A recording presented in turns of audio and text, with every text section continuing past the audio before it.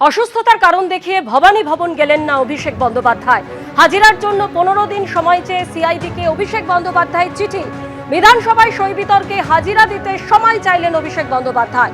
বিধানসভার সই বিতর্কের তদন্তে ডিআইজি নেতৃত্বে সিআইডির সিট।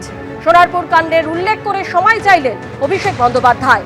ডিআইজি নেতৃত্বে সিআইডি সিট তদন্তে এক ডিএসপি, 2 জন ইন্সপেক্টর।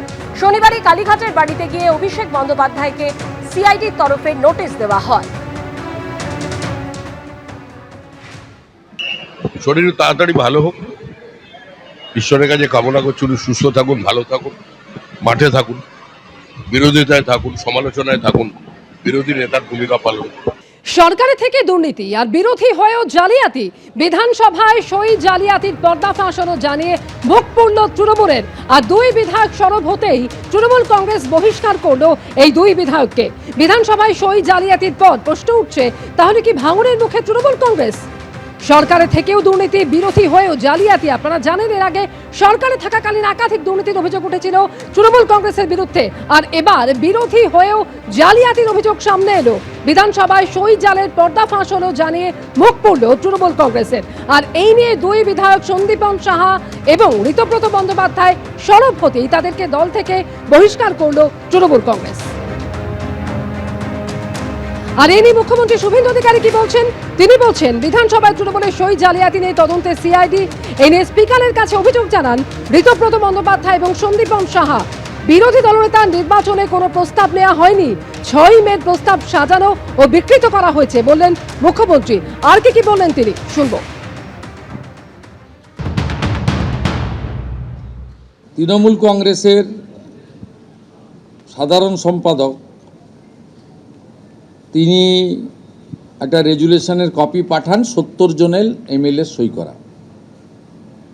27/5-এ 2 জন এমএলএ মাননীয় ঋতব্রত বন্দ্যোপাধ্যায় এবং সন্দীপন সাহা অভিযোগ করেন,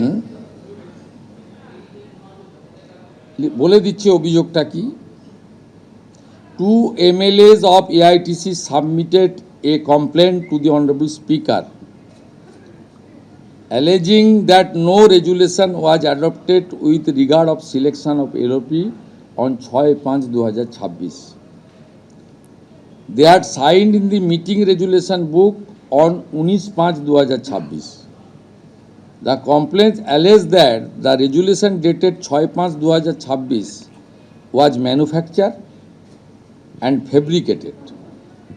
The complaint mentioned that as many as 14 signatures were in block letters.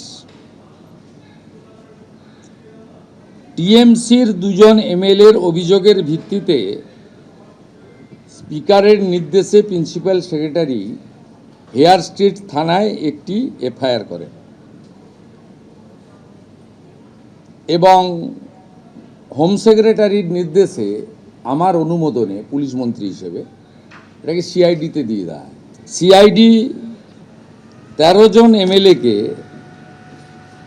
Investigate করে with video photography and signature verification করার জন্য সরকারি লোককে সাথে নিয়ে। এদের মধ্যে 3 জন এমএলএ বাহারুল ইসলাম, অরূপ রায় এবং সুভাষিস দাস, তারা ভিডিওগ্রাফি এবং সিআইডিকে বলে সই আমাদের নয়। এবিপি আনন্দ, এগিয়ে থাকে, এগিয়ে রাখে।